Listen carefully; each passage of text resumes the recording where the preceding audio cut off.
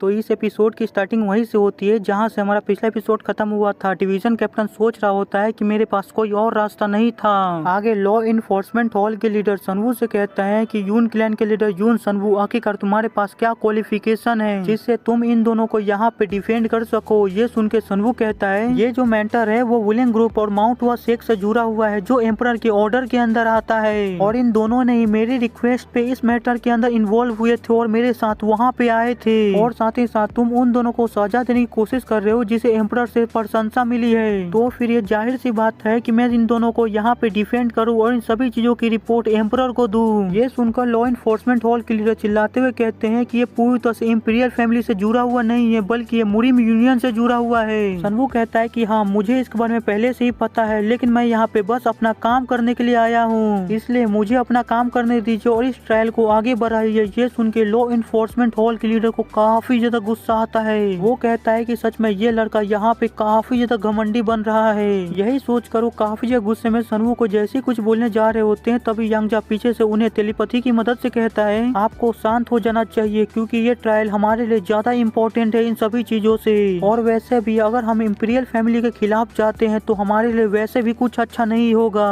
ये सुन के law enforcement hall के लीडर शांत हो जाते हैं। आगे वो रीन से कहते हैं कि मुझे मुजरिम रीन से कुछ सवाल पूछने हैं। यही बोलकर वो रीन से सवाल पूछता है कि जब तुम्हें पता चल गया था कि आखिरकार वुलिंग ग्रुप का असली मकसद क्या है, वुलिंग ग्रुप क्या करने वाली है, तो फिर तुमने उसी समय मुरिम यूनियन को रिपोर्ट क्यों नहीं किया। रीन कहती है क्या यह पूरी तरह से स्पष्ट नहीं है, माउंट हुआ शेख उनके साथ जुड़ा हुआ था, और अगर मैंने यूनियन के अंदर इसके बारे में रिपोर्ट किया होता तो ये ऑब्वियस ही बात है कि इसके बारे में माउंट हुआ शेख को भी पता चल जाता, और उसके बाद माउंट हुआ शेख सीधे जाके वुलिंग ग्रुप को इसके बारे में बता देती और वुलिंग ग्रुप इसके बारे में सतर्क हो जाती कि उन्हें पता चल जाता कि हमें इसके बारे में पता है। लॉ इन्फोर्समेंट हॉल के लीडर कहते हैं क्या तुम सोचते हो कि हमारा यूनियन इतना ज्यादा पावरफुल नहीं है कि वुलिंग ग्रुप को समय से पहले रोक पाता। सनवू कहता है क्या आप लोग माउंट हुआ शेख के इरादों के बारे में पता लगाने में असमर्थ नहीं थे।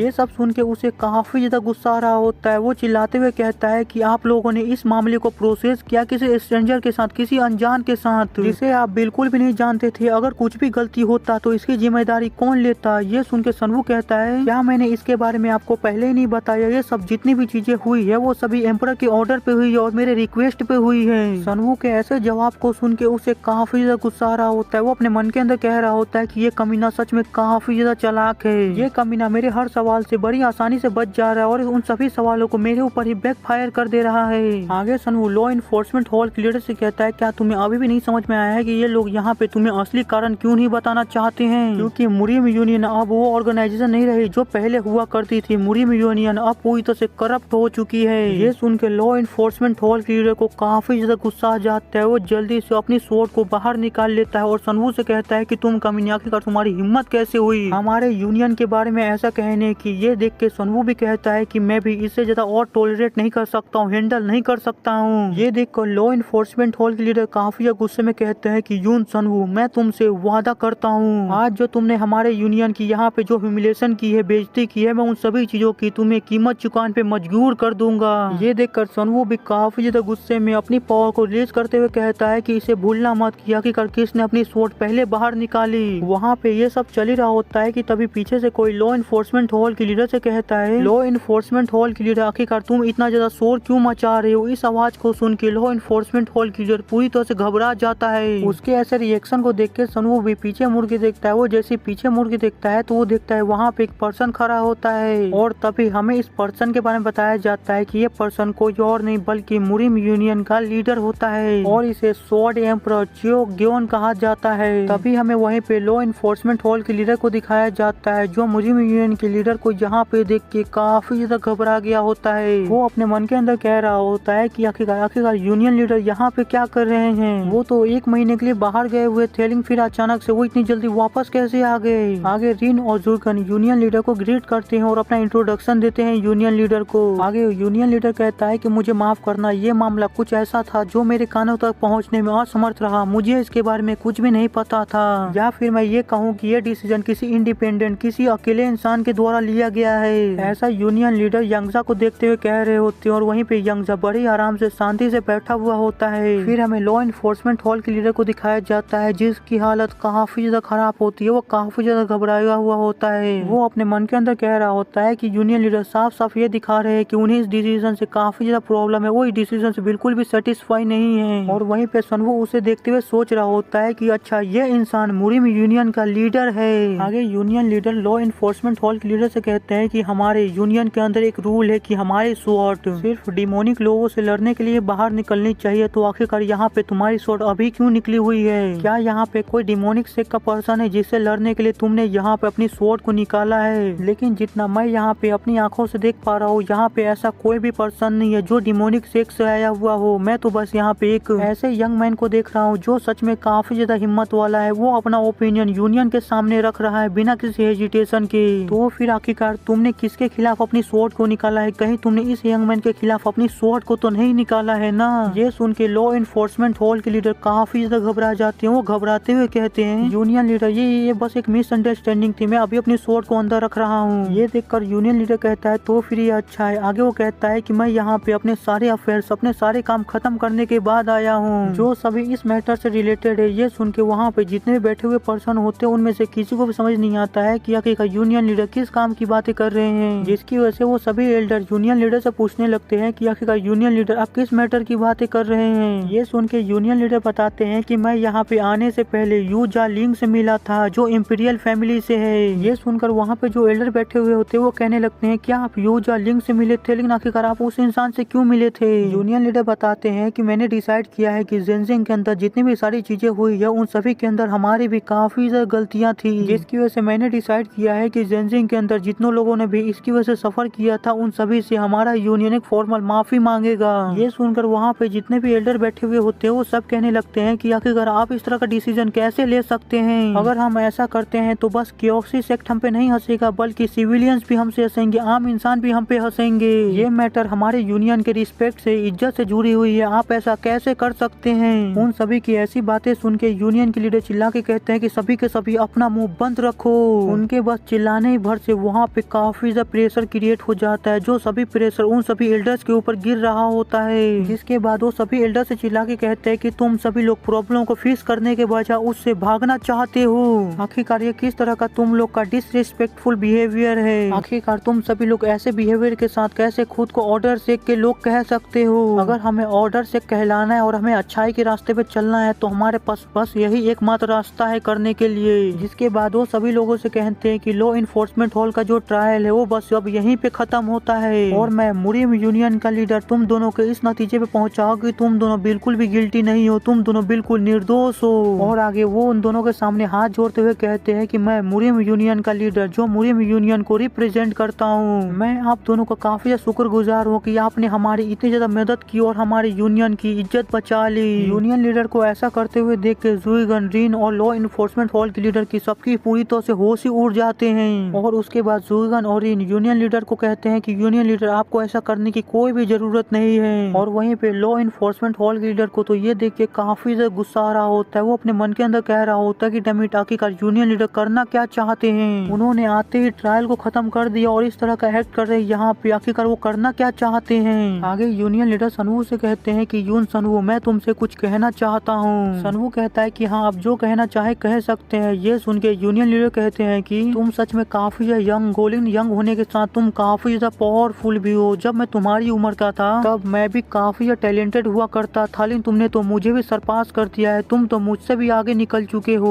और जितना मैं तुम्हें देख सकता हूँ तुम्हारे पास इनफ क्वालिफिकेशन है मेरा डिसिपल बनने की। तो आखिरकार तुम इसके बारे में क्या सोचते हो अगर तुम मेरे डिसिपल बन जाओ तो? ये सुनकर तो लॉ इन्फोर्समेंट हॉल के लीडर की पूरी तरह से होश ही उड़ जाते हैं। वो काफी हैरान होते हुए मुरिम यूनियन के लीडर से कहता है कि यूनियन लीडर आखिरकार आप ऐसा कैसे कर सकते हैं? वो कमीना बिल्कुल भी सूटेबल नहीं है आपका डिसिपल बनने के लिए। लेकिन वहीं पे यूनियन लीडर को उसकी बातों से कोई भी फर्क नहीं पड़ता है। वो उसकी बातों को पूरी तरह से इग्नोर करते हुए आगे सनवू से कहता है अगर मैंने कभी और तुम्हें इसके बारे में पूछा होता तो जरूर मैं तुम्हें काफी ज्यादा समय देता इसके बारे में सोचने के लिए, लेकिन जब मैं इस हालात में तुमसे ये सवाल पूछ रहा हूँ तो मैं काफी ज्यादा उत्सुक हूँ ये जानने के लिए कि आखिरकार तुम्हारा जवाब क्या होगा। तो चलो बताओ कि आखिरकार तुम क्या सोचते हो इसके बारे में? क्या तुम मेरे इस ऑफर को एक्सेप्ट करोगे? ये सुन के सनवू को सोचने लगता है। जिसके बाद वो यूनियन लीडर से कहता है कि मैंने ये डिसाइड कर लिया है कि आखिरकार मेरा डिसीजन क्या होगा, मुझे क्या करना है। ये सुनकर यूनियन लीडर पूरी तरह से कॉन्फिडेंट होता है कि सनवू उसके ऑफर को जरूर एक्सेप्ट कर लेगा क्योंकि ये ऑफर है इतना ज्यादा अच्छा।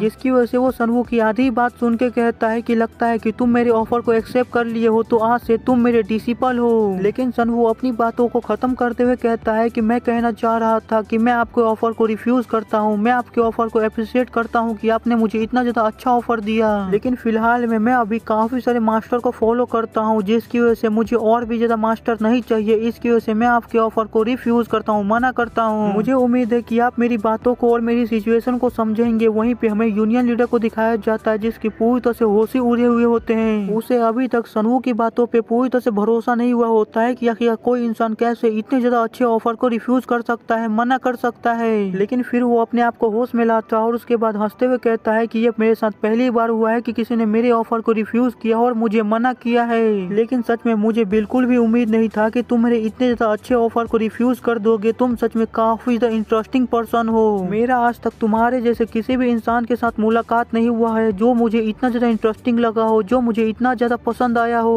जबकि तुम मेरा डिसिपल नहीं बनना चाहते हो तो मैं तुम्हारे डिसीजन की रिस्पेक्ट करूंगा, इज्जत करूंगा। लेकिन अगर तुम मेरे डिसिपल नहीं बनते हो तो कम से कम मेरे यूनियन के एक मेंबर ही बन जाओ और मेरे यूनियन के साथ जुड़ के मेरी मदद करो। और ये मेरा एक रिक्वेस्ट है तो प्लीज इसे मना मत करना, प्लीज इसे एक्सेप्ट कर लो।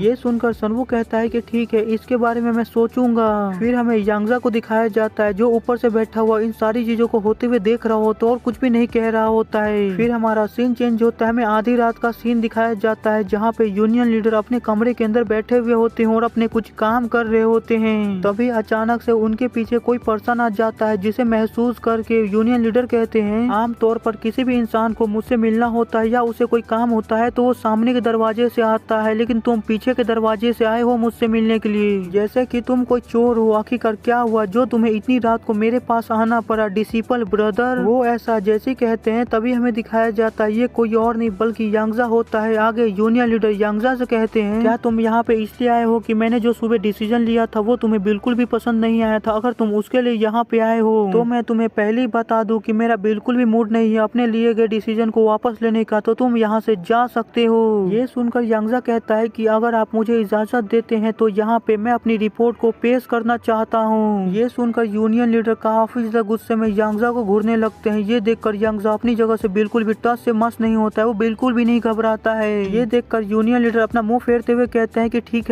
है, तुम्हें जो रिपोर्ट देना है, तुम्हें जो बताना है तुम बता सकते हो। ये सुनकर यांगजा बताना चालू करता है कि मैं यहाँ पे दोनों फैक्शन के रिएक्शन देखने के बाद ही आया हूँ। पहले जो majority of the greatest 7 clans है वो इस घटना को अपोज कर रही थी। यूनियन लीडर पूछते हैं कि आखिरकार अपोज से तुम्हारा मतलब क्या है? यांगजा बताता है कि ऐसे काफी सारे लोग हैं जो ट्रायल के अंदर किसी को भी कोई भी सजा नहीं मिला, इससे काफी सेटिस्फाई है और खुश है। 7 ग्रेटेस्ट सेक्ट है उसके अंदर ऐसे काफी सारे लोग हैं जो काफी जल्दी गुस्सा हो जाते। वो सभी लोग 10 सेक्ट के ऊपर काफी ज्यादा अपना गुस्सा दिखा रहे थे आज। ये सुनकर यूनियन लीडर पूछते हैं कि आखिरकार 10 सेक्ट का क्या?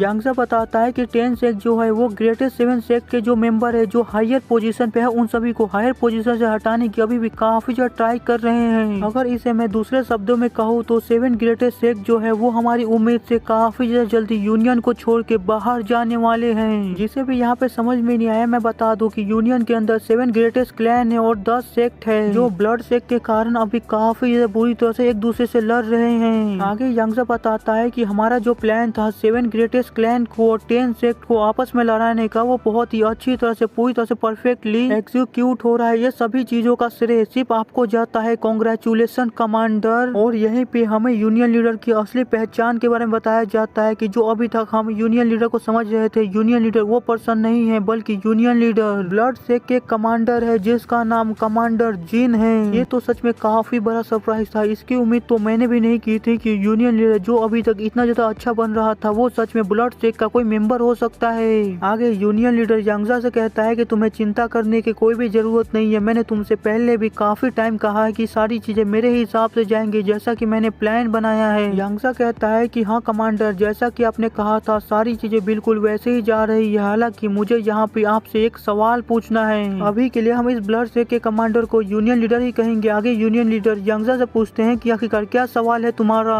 यांगजा बताता है कि आखिरकार आपने उस यून सनवू को यूनियन का एक मेंबर क्यों बनाया? जब आप ट्रायल के बीच में आए थे और आपने जुइगन और रिन को निर्दोष घोषित किया था, उसे पूरी तरह से फ्री कर दिया था, तो मुझे उससे कोई भी फर्क नहीं पड़ा था क्योंकि मुझे इसके बारे में पहले से ही पता था क्योंकि ये सभी हमारा प्लान था। लेकिन आखिरकार आपने उस यून सनवू को अपना डिसेबल बनने का ऑफर क्यों क्यों दिया और उसके साथ ही साथ उसने रिफ्यूज कर दिया, तो उसके बाद भी आपने उसे हमारे यूनियन का एक मेंबर बना दिया। आपने ये जो वहाँ पे डिसीजन लिया था ये तो मेरी उम्मीद से भी परे था। मैंने तो इसके बारे में बिल्कुल भी नहीं सोचा था कि वहाँ पे ऐसा भी कुछ हो सकता है। ये सुनकर यूनियन लीडर कहता है कि अगर हमें अपने प्लान को सक्सेसफुल करना है तो हमें सभी पॉसिबिलिटी, सभी संभावनाओं को देख के चलना होगा। मैं अपने प्लान के अंदर एक भी गलती नहीं करना चाहता हूँ, जिसकी वजह से मैंने उस पर्सन को अपने यूनियन का एक मेंबर बना दिया, जिससे अब उस पर्सन की हर एक खबर हमारे पास होगी और वो पर्सन हमारी निगरानी में होगा। आगे वो क्या करता है सभी चीजें हमें पता होंगी। ये सुनकर यांगजा कहता है कि क्या आप इस बात पे सच में भरोसा करते हैं कि उस पर्सन के पास काफी ज्यादा पोटेंशियल है। यूनियन लीडर कहते हैं कि उस पर्सन के अंदर अभी ऐसा कुछ भी नहीं है जिससे हमें डरना चाहिए, लेकिन हमें भी ये नहीं कह सकते हैं कि उस पर्सन के पास पोटेंशियल कम है। अगर वो इंसान हमारे खिलाफ चला गया तो मैं ये पक्का कह सकता हूँ कि वो इंसान एक काफी टफ ओपोनेंट हो सकता है। और जब उस इंसान को आज मैंने अपनी आंखों से देखा तो मैं ये बात पक्का कह सकता हूँ कि वो इंसान कुछ न कुछ जरूर छुपा रहा है, उस इंसान के अंदर जरूर कुछ न कुछ है। और जब मैंने एक नजर उस इंसान के पावर के ऊपर डाली तो मैंने पाया कि उस इंसान की पावर पहले एक ट्रांसेंडेंट लेवल के सुपीरियर ग्रेड जितनी पहुंच चुकी है। ये सुनकर तो यांगजा के पूरी तरह से होश ही उड़ जाते हैं। वो काफी हैरान होते हुए कहने लगता है क्या एक सुपीरियर ग्रेड का ट्रांसेंडेंट लेवल का मार्शल आर्टिस्ट, आखिरकार वो इतनी ज्यादा कम एज में इतना ज्यादा पावरफुल कैसे हो सकता है जबकि उसके पास डिमन गॉड की ब्लेसिंग तक नहीं है। फिर वो यूनियन लीडर से पूछता है कि आखिरकार आप उसे कौन सा पोजीशन देने के बारे में सोच रहे हैं उसकी पावर के हिसाब से। यूनियन लीडर कहता है कि मैं सोच रहा हूँ कि उस पर्सन को इनर इन्वेस्टिगेशन हॉल दे दूं। ये सुनकर यांगजा मुस्कुराते हुए कहता है कि क्या इनर इन्वेस्टिगेशन हॉल, अगर ये जगह वो है तो उसके लिए ये जगह काफी ज्यादा अच्छी होने वाली है। अभी हमें बताया नहीं गया है कि आखिरकार यांगजा किसके बारे में बात कर रहा है। तो यहीं पे हमारा सीन शिफ्ट हो जाता है, हमें कहीं और पे एक ब्रोथल का सीन दिखाया जाता है जहाँ पे काफी सारी लड़कियां बैठी हुई होती है और कह रही होती है जबकि हमारा काम खत्म हो गया है तो अब हम यहाँ से जाते हैं और आप चिंता मत कीजिएगा, हम सभी लोग चारों तरफ नजर रखेंगे कि आपके ऊपर कोई भी स्पाई न कर रहा हो, नजर न रख रहा हो, तो आप बिना किसी परेशानी के अपना काम कर सकते हैं। ये सुन के सनहू कहता है कि ठीक है मैं समझ गया, तो अब तुम सभी लोग यहाँ से जा सकते हो। ये सुन के वहाँ पे जितनी भी लड़कियां बैठी हुई होती है वो सभी लोग वहाँ से चली जाती है। उन सभी के वहाँ से चले जाने के बाद कहता है कि देखने से लगता है कि मुरिम यूनियन यहाँ तक मुझे फॉलो नहीं करेगी, ना मेरे ऊपर स्पाई करेगी, तो अब मैं अपना काम बड़ी आसानी से कर सकता हूँ। यही कहते हुए सनहू अपनी पावर को रिलीज करने लगता है और उस पूरे कमरे को अपनी पावर से सराउंडेड कर लेता है, घेर लेता है और सनहू के अंदर से वो गोल्डन कलर की एनर्जी लगातार निकली जा रही होती है और पूरे कमरे में फैलती जा रही होती है। पूरे कमरे को ऐसे घेर रही होती है जैसे कि वो पूरा कमरा एक बैरियर के अंदर ढका जा रहा हो। जिसके बाद सनहू उस गोल्डन कलर की एनर्जी को देखते हुए कह रहा होता है कि ये पावर वो पावर है जो मुझे कमांडर टाई को मारने पे मिली थी, और अगर मेरे पास ये पावर नहीं होती तो मैं काफी बड़े खतरे के अंदर पड़ जाता। क्योंकि मुरिम यूनियन के लीडर के ऊपर शक तो मुझे पहले ही से था, लेकिन ऐसा कौन सोच सकता है कि मुरिम यूनियन का जो लीडर है वो ब्लड शेक के 8 इलाइट कमांडर में से एक हो सकता है। सच में वो पर्सन काफी क्रीपी था। मैंने उसके बारे में जितना सोचा था वो पर्सन तो उससे भी ज्यादा खतरनाक लिखना, लेकिन अभी समय है ये दिखाने का कि आखिरकार मैं उस पर्सन से कैसे बचा। मैं इसकी ट्रू फॉर्म को दिखाने वाला हूँ। सनहू ऐसा जैसे ही कहता है सनहू की 6 साउल बैरियर की ट्रू फॉर्म एक्टिवेट हो जाती है, जिसकी वजह से सनहू के पीछे से 2 काफी खूबसूरत पंख बाहर निकल आते हैं। जिसके बाद हमें 6 साउल बैरियर के बारे में बताया जाता है कि ये जो चीज होता है वो एस रैंक प्लस की ट्रेजर होता है, और जैसा कि इसके नाम में ही 6 साउल बैरियर है तो इसके अंदर 6 अथॉरिटी है, जिसके अंदर 6 अलग अलग स्किल्स हैं, जिसमें से पहली अथॉरिटी होती है, आप इसे स्किल भी कह सकते हैं, और इसका नाम होता है flag of the soul spirit. सनहू इसकी मदद से अपनी एनर्जी को हाइड कर सकता है और अपनी एनर्जी को अलग अलग जगह स्प्लिट कर सकता है। और दूसरी अथॉरिटी होती है flag of the Saul investigation. इसके अंदर 6 साउल बैरियर के रेडियस के अंदर जो पर्सन आएगा उसके साउल की और पावर की जांच करने लगेगा ये स्किल, जिसके बाद सनहू उसकी पूरी पावर को और पूरी स्टेटस को देख पाएगा। लेकिन इसकी वजह से सनहू जितने भी ज्यादा पावरफुल इंसान के स्टेटस को या पावर को देखेगा ये स्किल का कूल डाउन उतना ही ज्यादा बढ़ जाएगा। अगर सनहू काफी पावरफुल इंसान के स्टेटस को देखेगा तो ये स्किल का कूल डाउन काफी ज्यादा हो जाएगा।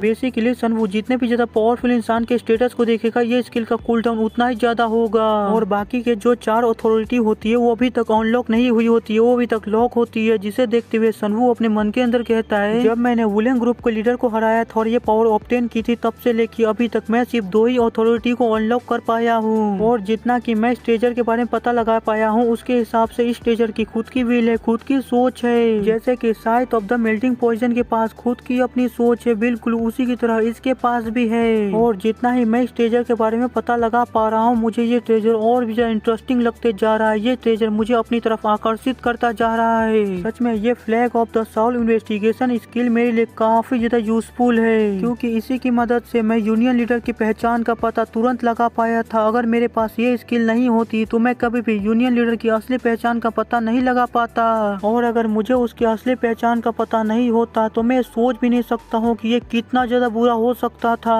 और ये जो स्किल है वो अपने अंदर से कोई भी एनर्जी को रिलीज नहीं करती है, जिसकी वजह से किसी भी इंसान को इसके बारे में पता चलना पूरी तरह से नामुमकिन है। जिसकी वजह से यूनियन लीडर जैसे मेरे इस स्किल के रेडियस के अंदर आया, उसी समय मैंने जल्दी से यूनियन लीडर की आइडेंटिटी का पता लगा लिया और मैं उसी समय यूनियन लीडर से सतर्क हो गया। तभी हमें यूनियन लीडर के स्टेटस विंडो दिखाई जाती है, जहाँ हमें दिखाया जाता है यूनियन लीडर भी एक डिजास्टर मॉन्स्टर में से एक होता है, लेकिन उसकी रैंक पूरी तरह से अननोन होती है। और अभी यूनियन लीडर आधा मॉन्स्टर और आधा इंसान होता है, जिसकी वजह से यूनियन लीडर को कोई भी स्पिरिट डोमिनेशन स्किल से इम्यूनिटी मिली हुई होती है। कोई भी इंसान यूनियन लीडर के स्पिरिट को सप्रेस नहीं कर सकता है किसी भी स्किल की मदद से। ये सब देखने के बाद सनवू अपनी 6 सोल बैरियर की स्किल को ऑफ करते हुए अपने मन के अंदर कहता है, जब मैंने इस स्किल का इस्तेमाल यूनियन लीडर के ऊपर किया था तो उसके बाद ये स्किल 30 दिनों के कूल डाउन के अंदर चली गई है, जिसकी वजह से अभी मैं इसका इस्तेमाल नहीं कर सकता हूँ। वरना यूनियन के अंदर जितने भी लोग हैं मैं उन सभी के ऊपर इसका इस्तेमाल करता हूँ, सभी को चेक करता, जिसके बाद मुझे ये तुरंत पता चल जाता कि आखिरकार यूनियन के अंदर कितने लोग हैं जो ब्लड चेक के साथ मिले हुए हैं। हालांकि मैं भी इसका इस्तेमाल नहीं कर सकता हूँ, लेकिन ज्यादा समय तक ये सभी कमीने मुझसे छुप नहीं पाएंगे। और वैसे भी मैंने एक पहले से ही एक दूसरा प्लान बना के रखा था, ये सोच कर कि शायद मुझे उसकी जरूरत पड़ जाए। यही कहते हुए सनवू कहता है कि फोर्थ बाहर आओ। उसके ऐसा कहते ही जमीन के अंदर से कोई शैडो टाइप चीज बाहर निकलने लगती है। उसे देख के सनवू कहता है कि मुझे लगा ही था कि मुझे इस चीज की जरूरत पड़ेगी, जिसकी वजह से जब मैं यांगजा से मिला था तभी मैंने सीक्रेटली उसके शैडो के अंदर इसे छुपा दिया था। जिसके बाद सनवू शैडो से कहता है कि मुझे वो सारी रिपोर्ट दो जो तुमने यांगजा के शैडो में जाने के बाद सुनी हो या देखी हो। ये सुनते ही वो शैडो बताना चालू कर देता है कि मुझे जहाँ तक पता चला था उसके हिसाब से 7 जो क्लैन्स है वो जल्दी ही यूनियन को छोड़ने वाले हैं, और वो लोग सेक्ट और क्लैन को एक दूसरे से अलग करना चाहते हैं, उन दोनों के बीच में दरार लाना चाहते हैं ताकि वो लोग उसका फायदा उठा सके। और दूसरी ये चीज है कि वो आपको इनर इन्वेस्टिगेशन हॉल के अंदर डालना चाहते हैं। ये सुन के सनवू सोचने लगता है कि क्या इनर इन्वेस्टिगेशन हॉल, भले ये शैडो की आवाज पूरी तरह से टूटी फूटी हो, जो ये चीजें मुझे बता रहे हैं वो पूरी आधी अधूरी है, लेकिन फिर भी मैं इसकी आधी अधूरी बातों से भी इसका पता लगा सकता हूँ कि आखिरकार उसके कहने का मतलब क्या है। भले मैं अभी यहाँ पे सारी चीजें बिल्कुल ठीक कह रहा था, लेकिन वो जो शैडो थी वो काफी टूटी फूटी आवाजें में सनवू को सारी चीजें बता रही थी, जिसकी वजह से सनवू को सारी चीजों को समझने में काफी प्रॉब्लम हो रही है। वो सही से उसकी बातों को समझ नहीं पा रहा है, इसकी वजह से वो अंदाजा लगा रहा है कि आखिरकार शैडो इस पर क्या कहना चाहता है। फिर आगे सनवू 7 क्लैंस के बारे में सोच रहा होता है कि 7 क्लैंस यूनियन को छोड़ के जा रहा है। ये कोई ऐसी घटना है जो मेरी दूसरी लाइफ में भी घटी थी, दूसरी वर्ल्ड में, लेकिन ये घटना कुछ समय बाद घटी थी, लेकिन ये चीज अभी इतनी जल्दी क्यों हो रही है। मुझे लगता है कि मैंने जो प्रेजेंट चेंज किया है उसकी वजह से जो घटना बाद में होनी चाहिए थी वो सभी घटना अपने समय से पहले होने लगी है। और इसका मतलब ये है कि यूनियन से जब 7 क्लास यहाँ से छोड़ के जाएगी तो अब और भी तबाही आने वाली है यहाँ पे। तो अब यहाँ पे बस 2 ही चीज बचती है जो मुझे पूरी करनी है, और मुझे जहाँ तक लगता है 7 क्लैंस में से एक पर्सन जरूर होगा जो उनके बीच में गद्दार होगा, जो ब्लड शेक के साथ मिला होगा। मुझे बस उसी कमीने की पहचान का पता लगाना है, उसकी पहचान को पूरे यूनियन के सामने लानी है, और यूनियन के अंदर जो इतनी तबाही मच रही है उस तबाही को पूरी तरह से शांत करना होगा। ये हुआ मेरा पहला काम। और मेरा दूसरा काम ये है कि बचे हुए सभी क्लैंस को मुझे अपनी तरफ करना होगा। भले ये काम काफी ज्यादा मुश्किल है, लेकिन मुझे किसी भी हालत में ये काम को करना होगा, क्योंकि यही सबसे अच्छा प्लान है जिसके साथ मैं आगे जा सकता हूँ। और अगर रही इनर इन्वेस्टिगेशन हॉल की, तो अगर ये जगह वो है तो मैं पक्का कह सकता हूँ कि वो कमीने मेरे साथ खिलवाड़ करने की कोशिश कर रहे हैं। अगर तुम सभी लोगों ने मुझे प्रवोक करने की कोशिश करी थी है तो मैं तुम सभी लोगों से वादा करता हूँ कि तुम सभी लोगों ने जो मेरे साथ ये किया है, मैं उस चीज पे तुम सभी लोगों को रोने पे मजबूर कर दूंगा। मैं रिग्रेट करवाऊंगा कि आखिरकार तुम सभी लोगों ने मेरे साथ मैसअप क्यों किया। यही कहते हुए सनवू काफी लंबे समय बाद अपने उस स्केलेटन वाले मास्क को पहनता है। उसको पहनने के बाद कहता है, इनर हॉल के इन्वेस्टिगेशन लीडर के रूप में अनाउंसमेंट होने से पहले मेरा जो नया नाम है उसे मैं कमा लेता हूँ। और यहीं पे हमारा सीन शिफ्ट होकर हमें कुछ दिनों बाद का सीन दिखाया जाता है, जहाँ पे हमें बताया जाता है जैसे ही लू यांग से सनवू की खबर बाहर निकली तो ये खबर पूरी तरह से आग की तरफ फैली। ये खबर पूरे मार्शल आर्ट वर्ल्ड में एक सनसनी की तरफ फैल गई कि जेनजिंग के अंदर यून क्लैन का लीडर जो यून यून सनवू है उन्होंने मुरियम यूनियन का सामना किया, वो भी फेस टू फेस। और ये जो खबर सनवू के बारे में थी वो कुछ समय पहले ही बाहर निकली और ये खबर जैसी बाहर निकली ये खबर पूरी तरह से आग की तरह सभी लोगों के अंदर फैल गई और सभी लोग बस यून सनवू के बारे में बात कर रहे थे। सभी लोग उसकी तारीफ कर रहे थे क्योंकि फर्स्ट टाइम किसी ने यूनियन के सामने खड़े होकर उसके फेस टू फेस उसे जवाब दिया है, उसका सामना किया है, क्योंकि अभी तक किसी ने भी यूनियन के सामने खड़े होकर उसे कुछ भी कहने की हिम्मत नहीं की थी। फिर हमें एक रेस्टोरेंट का सीन दिखाया जाता है जहाँ पे कुछ लोग बैठे हुए होते हैं और वो सभी लोग सनवू के बारे में बात कर रहे होते हैं। उसमें से एक पर्सन कह रहा होता है, जब मैंने इसके बारे में सुना था तो मुझे अपनी कान पे भरोसा ही नहीं हुआ था कि कोई पर्सन यूनियन के सामने भी ऐसे कह सकता है। ये सुनकर दूसरा पर्सन कहता है कि अरे बस इतना ही नहीं, जब वहाँ पे स्वॉर्ड एम्परर आए थे और उन्होंने यून सनवू को देखा था तो वो उसकी हिम्मत से काफी प्रभावित हुए थे। वो उससे इतना ज्यादा इम्प्रेस हो गए थे कि उन्होंने उनको अपना डिसिपल बनने का ऑफर तक दे दिया था। तभी वहाँ पे एक तीसरा पर्सन होता है, वो कहता है कि क्या ये वो पोजीशन नहीं है जहाँ पे सभी यंगेस्ट मार्शल आर्टिस्ट पहुँचने की कोशिश करते हैं, जहाँ सबका सपना होता है पहुँचना। वो लोग वहाँ पे वैसे ही बातें कर ही रहे होते कि तभी एक पर्सन पीछे से कहता है कि क्या तुम सभी लोगों को पता है कि उसके बाद उसने क्या किया। अचानक से ये सुन के वो दोनों ही काफी चौंकते हुए पीछे की तरफ देखते हैं तो वो पर्सन आगे कहता है कि उस पर्सन ने इतने ज्यादा ऑफर को भी मना कर दिया, उसने स्वॉर्ड एम्परर को रिफ्यूज कर दिया। ये सुन के तो दोनों का ही पूरी तरह से होश उड़ जाते हैं। वो दोनों ही काफी ज्यादा चौंकते हुए कहते हैं कि क्या उस पर्सन ने उस पोजीशन को रिफ्यूज कर दिया, मना कर दिया। अगर मैं उसकी जगह होता तो जल्दी से इस ऑफर को एक्सेप्ट कर लेता और स्वॉर्ड एम्परर के सामने 100 बार बो डाउन करता, उन्हें इस चीज के लिए शुक्रिया कहता। ये सुनकर वो अनजान पर्सन कहता है कि क्या तुम्हें अभी तक ये बात समझ में नहीं आई कि वो पोजीशन यून सनवू के लिए काफी ज्यादा छोटी थी, जिसकी वजह से उसने उस पोजीशन के लिए मना कर दिया। ये सुनकर स्वॉर्ड एम्परर ने उन्हें काफी ज्यादा रिक्वेस्ट किया कि वो अगर उनका डिसिपल नहीं बनना चाहते हैं तो वो इंडियन इन्वेस्टिगेशन हॉल को ज्वाइन कर ले। और स्वॉर्ड एम्परर के काफी ज्यादा रिक्वेस्ट करने की वजह से सनवू ने उस हॉल को ज्वाइन कर लिया। ये सुनकर वो सभी पर्सन और भी हैरान होते हुए कहते हैं कि सच में उस पर्सन को उस जगह पे जाना पड़ा, ये तो सच में काफी ज्यादा बुरा हुआ क्योंकि इंडियन इन्वेस्टिगेशन हॉल की हालत पूरी तरह से खराब है, वो जगह पूरी तरह से मैसअप हुआ पड़ा है। ये सुनकर वो अनजान पर्सन कहता है इसकी वजह से तो इंपीरियल फैमिली ने उसके अंदर इंटरेस्ट दिखाया है और एम्परर ने डिसीजन लिया है कि imperial family Indian investigation hall के ऊपर नजर रखेगी और इंडियन इन्वेस्टिगेशन हॉल की जो कैपेसिटी है उसे भी बढ़ाएगी और उसकी जो इतनी ज्यादा खराब कंडीशन है उसे भी ठीक करेगी। ये सुनकर वहाँ पे बैठे हुए पर्सन खुश होते हुए कहता है कि हाँ भले चाहे कुछ भी हो लेकिन कभी भी यूनियन इंपीरियल फैमिली को गुस्सा दिलाने की कोशिश नहीं करेगी। उसके साइड में बैठा पर्सन कहता है कि हाँ तुम बिल्कुल सही कह रहे हो। तभी वो अनजान इंसान कहता है कि जबकि मेरा ड्रिंक खत्म हो चुका है तो चलो अब मैं यहाँ से जाता हूँ। ये सुनकर वो सभी लोग जैसे उस तरफ देखते हैं तो वो देखते हैं कि वो अनजान पर्सन वहाँ से गायब हो चुका होता है बस एक ही झटके में। ये देख के वो सभी लोग कहने लगते हैं कि मुझे लगा था कि वो ब्रदर हमारे साथ और भी ज्यादा ड्रिंक करेंगे लेकिन वो पर्सन तो इतनी जल्दी यहाँ से चला गया। लेकिन सच में वो अनजान ब्रदर काफी ज्यादा अच्छा था, उन्होंने हमें काफी सारी बातें बताई। लेकिन हालांकि छोड़ो, चलो अब अपनी पार्टी की जाए। यही कहते हुए सभी लोग अपनी पार्टी फिर से स्टार्ट कर देते हैं। फिर हमें उसी अनोनिमस पर्सन को दिखाया जाता है जो काफी तेज से कहीं जा रहा होता है और जाते हुए कह रहा होता है कि मेरा काम है रूमर्स को फैलाना, जिसके अंदर मैं काफी ज्यादा अच्छी तरह से सक्सेस भी हो रहा हूँ। लेकिन मैं अपने रूमर्स फैलाते समय काफी ज्यादा ड्रिंक कर रहा हूँ जो मुझे नहीं करना चाहिए, लेकिन मैं कर भी क्या सकता हूँ। यही तो हमारे हाउस सोसाइटी वाले लोगों का काम है, रूमर्स को फैलाना और जितनी ज्यादा हो सके उतने ज्यादा रूमर्स को फैलाना। अभी तो और भी काफी सारी जगह है जहाँ पे मुझे रूमर्स स्प्रेड करना है, तो चलो मुझे मेरे मिशन को कंटिन्यू करना चाहिए। हमें लुयांग रेड लाइट डिस्ट्रिक्ट का सीन दिखाया जाता है और फिर हमें एक इन का सीन दिखाया जाता है जहाँ पे एक टकला इंसान बैठा हुआ होता है और अपने हाथ में रखे हुए लेटर को पढ़ रहा होता है और लेटर पढ़ने के बाद कहता है कि तुम कहना चाहते हो कि तुम यहाँ पे कमीशन मिशन को एक्सेप्ट करने के लिए आए हो। तभी हमें दिखाया जाता है वो पर्सन कोई और नहीं बल्कि सनवू होता है जो अपने आप को कवर करके वहाँ पे आया हुआ होता है और उस टकले बंदे से कहता है हाँ तुमने बिल्कुल सही कहा, मैं यहाँ पे कमीशन मिशन को एक्सेप्ट करने के लिए आया हूँ। ये सुनकर वो टकला बंदा अजीब सी नजरों से सनवू को देखने लगता है और उसके बाद अपने मन के अंदर कहता है कि क्या ये इंसान ने अपने दिमाग को खो दिया है, क्या ये पागल तो नहीं हो गया है ना। मैंने अपनी पूरी लाइफ के अंदर ऐसा आइडेंटिकल रिकॉर्ड कभी नहीं देखा जिसके अंदर सिर्फ पावर और स्किल के बारे में लिखा गया हो। इस पर्सन ने अपने आइडेंटिकल रिकॉर्ड में अपने एज, अपने नाम और अपने बैकग्राउंड के बारे में कुछ भी नहीं लिखा है, यहाँ तक कि एक मेंशन तक नहीं किया है। मैंने सुना है कि कुछ कमीने पागल है जो ऐसे रेड लाइट डिस्ट्रिक्ट के अंदर जाते हैं और काफी खतरनाक मिशन को एक्सेप्ट करते हैं और उसके बाद उन खतरनाक मिशनों के ऊपर जाते हैं और खुद ही मारे जाते हैं। क्या ये कमीना उन पागलों में से कोई एक है क्या?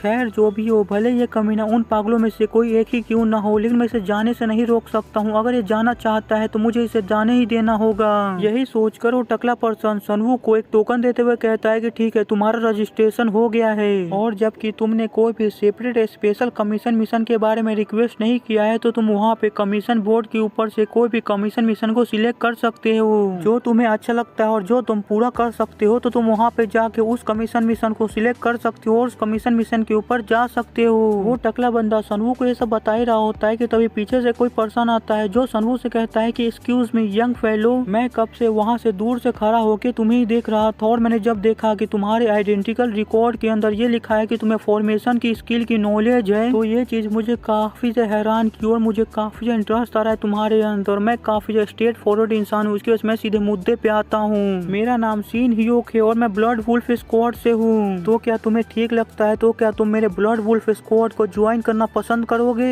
हमें तुम्हारे जैसे पर्सन की काफी ज्यादा जरूरत है जो मॉन्स्टर को खत्म करने के लिए फॉर्मेशन का इस्तेमाल करता है। ये सुन के वो टकला पर्सन टेलीपैथी की मदद से सनवू से कहता है कि मैं तुम्हें यही सलाह दूंगा कि तुम्हें उस इंसान को फॉलो नहीं करना चाहिए, ना ही उस इंसान को ज्वाइन करना चाहिए। भले ही तुम्हारे पास हजारों जिंदगियां क्यों ना हो, अगर तुमने उस इंसान को ज्वाइन किया या फॉलो किया तो पक्का तुम उन सारी जिंदगियों को खो दोगे। उसकी स्क्वाड कोई ऐसी स्क्वाड नहीं है जहाँ पे बिगनर्स को जाना चाहिए। उसकी स्क्वाड काफी ज्यादा पावरफुल जगहों पे जाती है। अगर वहाँ पे बिगनर्स जाते हैं तो वो लोग कभी भी वहाँ से जिंदा बच के वापस नहीं आ सकते हैं। ये सुनकर सनवू ओल्डमैन से कहता है कि ओल्डमैन तुम्हें इतना ज्यादा चिंता करने की जरूरत नहीं है, मैं इस चीज को हैंडल कर सकता हूँ। यही कहकर सनवू आके सीन ह्योक से कहता है कि तुम्हारा ऑफर सच में काफी ज्यादा अच्छा है, क्या मैं तुरंत तुम्हारे इस ऑफर को एक्सेप्ट कर सकता हूँ और तुम्हारी ब्लड वुल्फ स्क्वाड को ज्वाइन कर सकता हूँ। ये सुन के सीन ह्योक तुरंत उस चीज के लिए तैयार हो जाता है और यहीं पे हमारा सीन शिफ्ट होके में कहीं और जगह का सीन दिखाया जाता है जहाँ पे काफी सारे कैरेज जा रहे होते हैं। तभी हमें उन कैरेजों के अंदर दिखाया जाता है जहाँ पे काफी सारे लोग बैठे हुए होते हैं और आपस में डिस्कस कर रहे होते हैं कि क्या तुम्हें लगता है कि हम उन खतरनाक मॉन्स्टर से लड़ पाएंगे, हमारे पास इतनी ज्यादा पावर है कि हम उनका सामना कर पाएंगे। ये सुनकर एक दूसरा पर्सन कहता है कि क्या उन्होंने हमसे पहले ही नहीं कहा कि उन्हें बस हमारे स्किल्स की जरूरत है, वो बस हमारे स्किल्स को चाहते हैं। और ऐसे ही वो सभी लोग एक दूसरे की पावर और स्किल के बारे में डिस्कस करने लगते हैं और मिशन के ऊपर क्या करेंगे उन सभी चीजों के बारे में डिस्कस करने लगते हैं। तभी उनमें से एक पर्सन अपने साइड में बैठे हुए इंसान के कान में कहता है, आखिरकार उस पर्सन क्या जो हमारे सामने बैठा हुआ है वो जब से हमारे साथ इस मिशन के ऊपर आया उसने एक शब्द तक नहीं कहा है, वो चुपचाप बस वहीं पे बैठा है। ना ही हम उसके नाम को जानते हैं, ना ही उसके बारे में जानते हैं। मैं आज तक काफी अजीब लोगों से मिला हूँ लेकिन आज तक मैं इसके जैसे किसी भी अजीब लोगों से नहीं मिला हूँ जो एक हड्डी का मुखौटा पहनता है और अपने आप को इतना ज्यादा छुपा के रखता है। उसके बाजू वाला पर्सन कहता है कि तुम्हें थोड़ा स्लो बोलना चाहिए, तुम काफी ज्यादा तेज बोल रहे हो, वो पर्सन तुम्हारी बातें सुन लेगा। वो सभी लोग ऐसी बातें कर ही रहे होते हैं कि तभी सनवू के बाजू में एक लड़का आता है जो सनवू से कहता है कि ब्रदर अगर तुम्हें प्रॉब्लम ना हो तो क्या मैं तुम्हारे बाजू में बैठ सकता हूँ। ये सुनकर सनवू उसको कोई भी जवाब नहीं देता है, वो बस उसकी तरफ एक बार देख लेता है तो उसे लगता है कि सनवू ने उसे बैठने की परमिशन दे दी है। जिसके बाद वो लड़का सनवू को उसके बाजू में बैठने के लिए उसे शुक्रिया कहता है और उसके बाजू में बैठते हुए कहता है कि मैं जब से यहाँ पे आया हूँ मैंने देखा है कि सभी लोग एक दूसरे को जानते हैं और मैं यहाँ पे अकेला आया हूँ और मैं यहाँ पे किसी को भी नहीं जानता हूँ, जिसकी वजह से मुझे यहाँ पे काफी अजीब लग रहा था। लेकिन जब मैंने तुम्हें देखा तो मुझे काफी अच्छा लगने लगा कि चलो यहाँ पे कोई और भी है जो मेरे जैसा अकेला है, जो यहाँ पे किसी को भी नहीं जानता है। अरे हाँ, मैंने तुम्हें इतनी सारी बातें बता दी ब्रदर, मैंने अभी तक तो तुम्हें अपना परिचय दिया ही नहीं। मेरा नाम डियोग्यो है और मैं जीपिंग से हूँ। यही कहकर डियोग्यो सनवू को राइस बॉल खाने का ऑफर देता है। ये देखकर सनवू उसे मना करते हुए कहता है कि मुझे माफ करना लेकिन मैं तुमसे ये चीज को एक्सेप्ट नहीं कर सकता हूँ क्योंकि मैं किसी भी स्ट्रेंजर से कोई भी खाने की सामान नहीं लेता हूँ। वो लड़का कहता है कि ब्रदर आखिरकार तुम्हारा स्ट्रेंजर से क्या मतलब है, मैंने तो तुम्हें अपने नाम और अपने ओरिजिन के बारे में बता दिया तो हमें स्ट्रेंजर कैसे रहे, अब तो हम पहचान वाले हो गए हैं ना। अभी हम एक मिशन के ऊपर है, हमें जितना हो सके अभी एक दूसरे की मदद करनी चाहिए, तो तुम मेरे ऑफर को एक्सेप्ट क्यों नहीं कर लेते हो।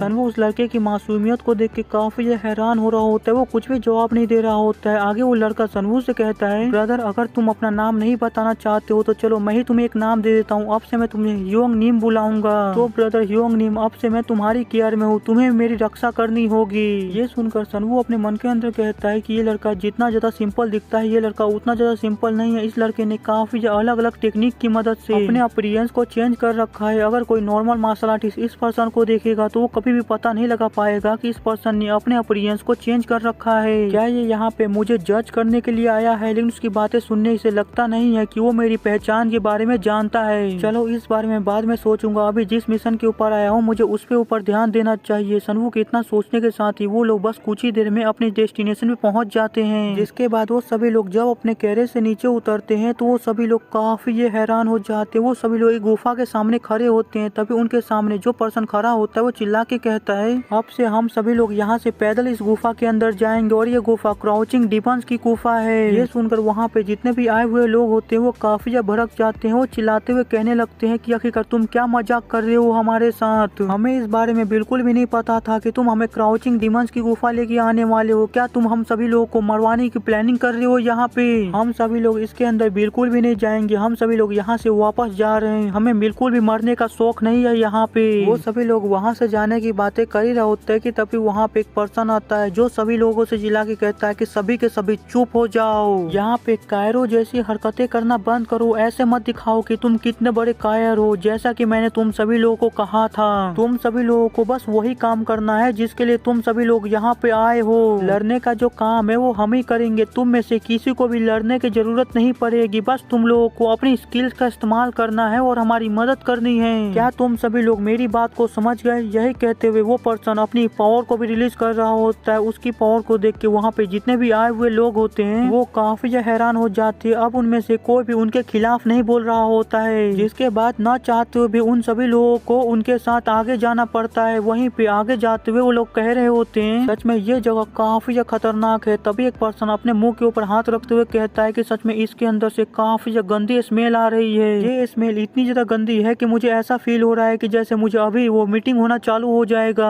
वो सभी लोग एक दूसरे से ऐसी बातें करते हुए आगे की तरफ जा ही रहे होते हैं कि तभी आगे की तरफ से काफी ज्यादा आवाजें आने लगती है, जिसकी वजह से वो सभी लोग वहीं पे रुक जाते हैं। और बहुत सारे लोग तो उसकी आवाज सुन के ही काफी ज्यादा घबरा जाते हैं। वो काफी ज्यादा घबराते हुए कहने लगते हैं कि आखिरकार ये किस तरह का इतना ज्यादा खतरनाक आवाज था। जैसे जैसे हम इसके और भी अंदर जाते जा रहे हैं ये गुफा तो और भी ज्यादा खतरनाक होती जा रही है। तभी एक दूसरा पर्सन उससे कहता है कि जल्दी से मसाल जलाओ और चेक करो कि आखिरकार ये किस तरह की आवाज थी। ये सुन के एक पर्सन जैसी मसाल जलाता है तो वो अपने ऊपर के नजारे को देख के काफी हैरान हो जाता है। वो काफी घबराते हुए कहता है आखिरकार ये क्या चीज है। जिसके बाद वो पर्सन सभी लोगों से चिल्ला के कहता है कि जल्दी से ऊपर देखो, हमारे ऊपर मॉन्स्टर्स हैं। तभी हमें ऊपर दिखाया जाता है, ऊपर काफी ज्यादा लाल आंखों वाले मॉन्स्टर होते हैं। ये सभी लोग बिल्कुल चमगादड़ की तरह होते हैं, जिन्हें देख के सनवू थोड़ा सीरियस होते हुए कहता है कि फाइनली ये सभी मॉन्स्टर बाहर आना चालू कर दिए हैं। फिर हमें उन बैट्स मॉन्स्टर को दिखाया जाता है जो काफी ज्यादा स्पीड से उन सभी लोगों की तरफ ही जाने लगते हैं। और बस वही नहीं बल्कि वहाँ पे स्पाइडर मॉन्स्टर भी होते हैं, जिन्हें देख के वहाँ पे जितने भी लोग होते हैं वो काफी घबरा जाते हैं। वो चिल्लाते हुए कहने लगते हैं, अरे ये तो टॉक्सिक ब्लड स्पाइडर है और ट्विन हेडेड बैट्स हैं। और वो जो बैट्स मॉन्स्टर और स्पाइडर मॉन्स्टर होते हैं वो काफी तेजी से उन सभी लोगों की तरफ जा रहे होते हैं। और बस वही नहीं बल्कि वो डीमन स्पाइडर्स भी उन लोगों के ऊपर अटैक करने के लिए जा रहे होते हैं। ये देखकर वो जो ब्लड वुल्फ स्क्वाड का लीडर होता है वो सभी लोगों से चिल्ला के कहता है कि जल्दी से सभी लोग बैटल फॉर्मेशन में आ जाओ और लड़ाई के लिए तैयार हो जाओ। ये सुनते ही वहाँ पे जितने भी ब्लड वुल्फ स्क्वाड के लीडर होते हैं वो सभी लोग एक डिफेंसिव फॉर्मेशन के अंदर आ जाते हैं और अपनी वेपन को बाहर निकाल लेते हैं। जिसके बाद जैसे वो टू हेडेड बैट मॉन्स्टर उन लोगों के करीब पहुँचता है, उन लोगों को अटैक करता है, तो वैसे ही वो सभी ब्लड वुल्फ स्क्वाड के मेंबर्स उन सभी बैट मॉन्स्टर के ऊपर अटैक करने लगते हैं और उन सभी बैट मॉन्स्टर को बड़ी बेरहमी से मारने लगते हैं। जिसे देख के वहाँ पे जितने भी लोग होते हैं वो काफी खुश होते हुए कहने लगते हैं कि आखिरकार ये है ब्लड वुल्फ स्क्वाड की ताकत। तभी एक दूसरा बंदा कहता है कि हाँ, उन्होंने हमसे कहा था कि हमें फाइट करने की कोई भी जरूरत नहीं पड़ेगी, वो बस फाइट करेंगे और हमें बस बैकअप देना है। तो उनके कहने का मतलब ये था कि हमें बस उनके पीछे रहना है और उन्हें बैकअप देना है। जिसके बाद वहाँ पे जितने भी लोग होते हैं वो सभी लोग ब्लड वुल्फ स्क्वाड की तारीफ करने लगती हैं और उसको कहने लगते हैं कि इन सभी मॉन्स्टर को मार दो, इनमें से एक को भी जिंदा मत छोड़ो।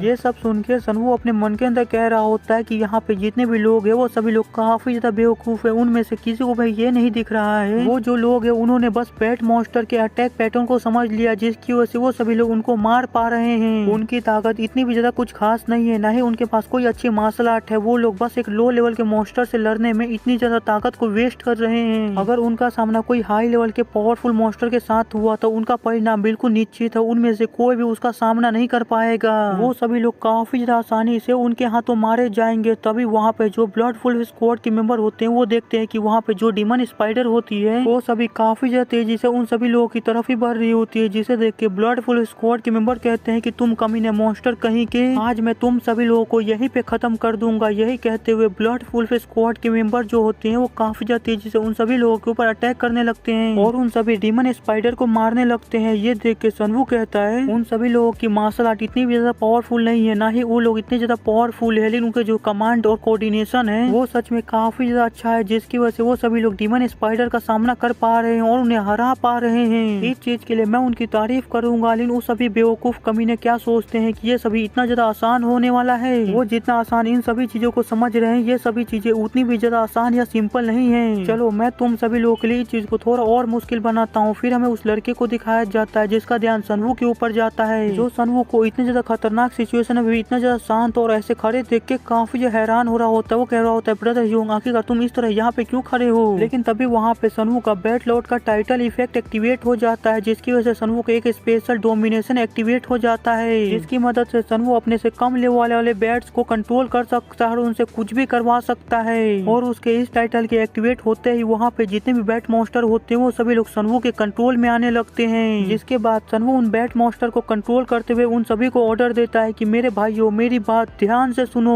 यहाँ पे तुम्हारे जितने भी दुश्मन हैं उन सभी लोगों को खत्म कर दो बिना किसी हेजिटेशन के। ये सुनते ही वहाँ पे जितने भी बैट मॉन्स्टर होते हैं वो एक टाइप से पूरी तरह से पागल हो गए होते हैं, वो एक बर्जर्क मोड में चले गए होते हैं। जिसके बाद वो सभी बैट मॉन्स्टर काफी ज्यादा तेजी से उन सभी लोगों की तरफ जाने लगते हैं और वहीं पे ब्लड वुल्फ स्क्वाड के जो मेंबर होते हैं वो काफी आसानी से डीमन स्पाइडर को खत्म कर रहे होते हैं और खत्म करते हुए कह रहे होते हैं कि सच में ये कितना ज्यादा आसान है, इन सभी लो लेवल मॉन्स्टर को खत्म करना तो ये काफी ज्यादा आसान है। वो ये सब कह रहा होता है कि तभी वो अपने सामने किसी चीज को देख के काफी हैरान हो जाता है, वो आगे कुछ कर पाता तभी वहाँ पे एक बैट मॉन्स्टर आ जाता है और उस बंदे के ऊपर अटैक कर देता है। वो बंदा कुछ कर पाता उससे पहले वो बैट मॉन्स्टर उसके ऊपर अटैक करके उसे खत्म कर देता है। अपने साथी के सर को बस एक ही झटके में उड़ते हुए देख के वहाँ पे जितने भी ब्लड वुल्फ स्क्वाड के मेंबर होते हैं वो काफी ज्यादा घबरा जाते हैं। वो घबराते हुए कहने लगते हैं आखिरकार यहाँ पे चल क्या रहा है, अचानक से ये बैट मॉन्स्टर इतने ज्यादा पावरफुल कैसे हो गए, उनका जो अटैक पैटर्न है वो भी पूरी तरह से चेंज हो चुका है। ये सभी लोग बिल्कुल ऐसे अटैक कर रहे हैं जैसे कि ये पूरी तरह से पागल हो चुके हैं, ये लोग बिल्कुल भी पहले जैसा अटैक नहीं कर रहे हैं। लेकिन अचानक से ऐसा कैसे हो सकता है, अभी तक तो सारी चीजें बिल्कुल सही से जा रही थी, अचानक से ये बैट मॉन्स्टर ऐसे कैसे हो सकते हैं, हमने तो यहाँ पे कुछ भी नहीं किया ऐसा।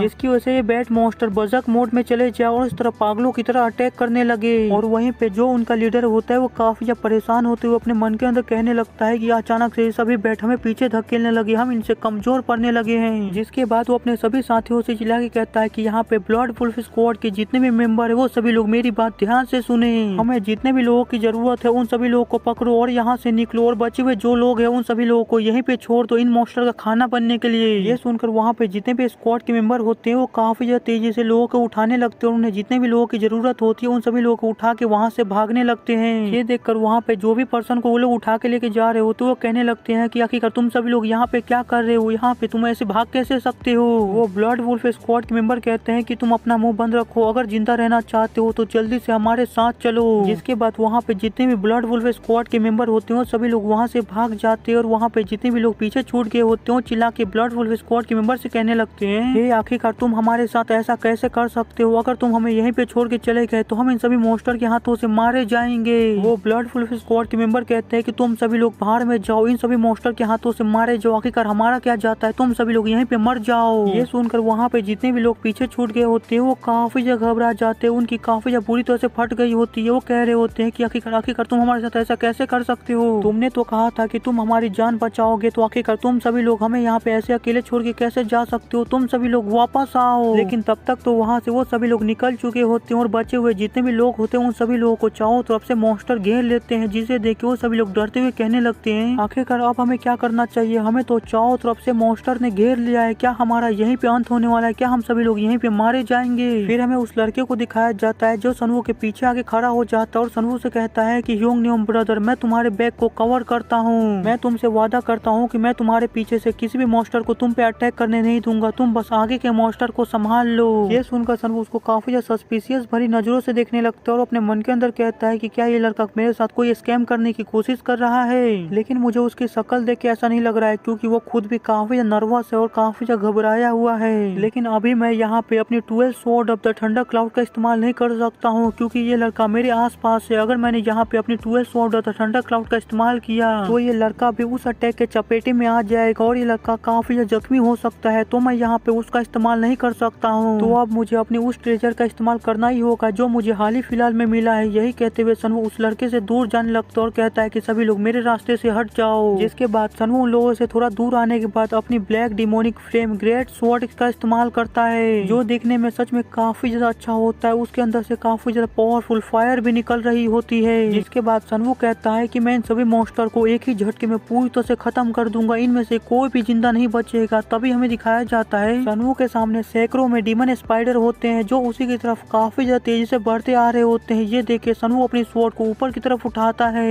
और उसके बाद अपनी स्वॉर्ड से काफी ज्यादा पावरफुल स्लैश करता है, जिसकी वजह से सनवू के स्वॉर्ड से काफी ज्यादा पावरफुल अटैक निकलता है और उन सभी डीमन स्पाइडर को टुकड़ों में काटने लगता है। वहाँ पे सनवू के अटैक की वजह से वहाँ पे एक बहुत ही बड़ा धमाका होता है और वहाँ पे जितने भी लोग होते हैं वो सनवू की इतनी ज्यादा पावर को देख के काफी ज्यादा हैरान होते हैं। वो कहते हैं कि आखिरकार ये किस तरह की इतनी ज्यादा टेरिफाइंग पावर थी जो बस एक ही झटके में इतने ज्यादा डीमन स्पाइडर को खत्म कर दिया, यहाँ तक कि उनकी राख भी नहीं बची। और वहीं पे सनवू अपने स्वॉर्ड को देखते हुए कह रहा होता है कि सच में ये आइटम तो काफी ज्यादा ओवर पावर है, सच में ये आइटम तो मुझे काफी ज्यादा पसंद आया। ये देखकर तो वहाँ पे जितने भी खड़े लोग होते हैं उनके मुंह खुले के खुले रह जाते हैं। वो काफी ज्यादा हैरान होते हुए कह रहे होते हैं आखिरकार ये किस तरह की इतनी ज्यादा टेरिफाइंग पावर थी जिसकी मदद से इस बंदे ने अपने एक ही अटैक में इन सभी डीमन स्पाइडर को खत्म कर दिया जो इतने ज्यादा ताकतवर थे।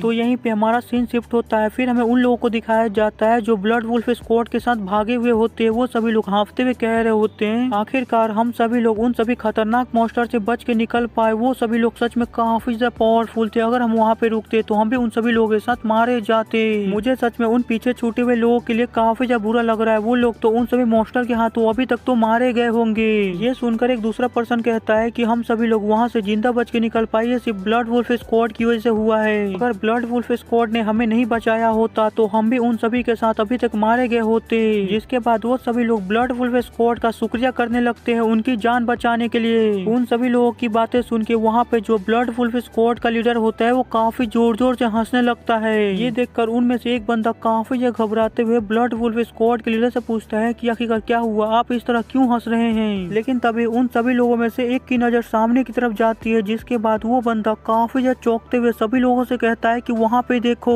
उसकी बातें सुन के जब सभी लोग वहाँ पे देखते हैं तो वो देखते हैं कि वहाँ पे एक अल्टार बना हुआ होता है और वहाँ पे काफी ज्यादा ब्लड लगे हुए होते हैं, जिसे देख के वो सभी लोग काफी ज्यादा घबरा जाते हैं। वो घबराते हुए कहते हैं वो जगह तो किसी सेक्रीफाइस अल्टार जैसा लग रहा है। आखिरकार तुम सभी लोग करने का क्या प्लानिंग कर रहे हो? क्या तुम सभी लोग हम लोग को यहाँ पे इसलिए लेके आए ताकि तुम वहाँ पे उस जगह अल्टार पे हमारा सेक्रीफाइस दे सको?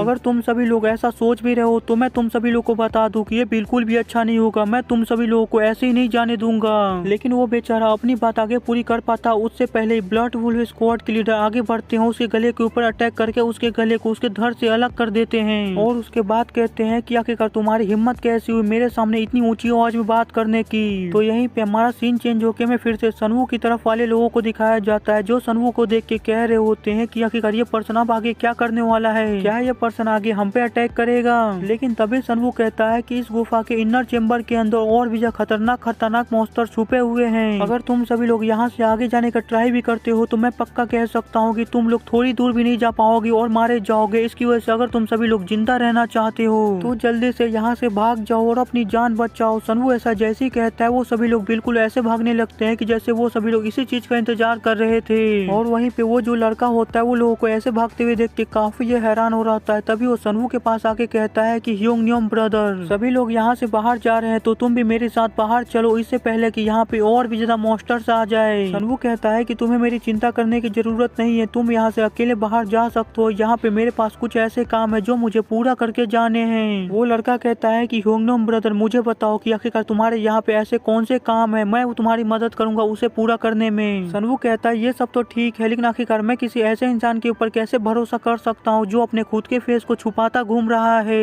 ये सुनकर तो कुछ समय तक उस लड़की को कुछ भी समझ नहीं आता है कि आखिरकार सनवू ने क्या कहा, लेकिन जैसे उसे रियलाइज होता है कि सनवू के कहने का मतलब क्या है वो सनवू से कहता है कि ठीक है ह्योंगन्योम ब्रदर, मैं समझ गया कि आखिरकार तुम्हारे कहने का मतलब क्या है। तो चलो अब मैं यहाँ से वापस लौट जाता हूँ और तुम्हें गुड लक आगे की जर्नी के लिए। तो यहीं पे हमारा सीन शिफ्ट होकर हमें ब्लड वुल्फ स्क्वाड की तरफ का सीन दिखाया जाता है जहाँ पे उन्होंने सभी लोगों को मार दिया होता है। वहाँ पे बस एक आखिरी इंसान जिंदा बचा हुआ होता है जो अपनी जान की भीख मांग रहा होता है। वो कह रहा होता है कि मुझे जिंदा छोड़ दो, बस मुझे जिंदा छोड़ दो, तुम जो करने को कहोगे मैं वो सभी चीजें करूंगा, बस मुझे जिंदा रहने दो।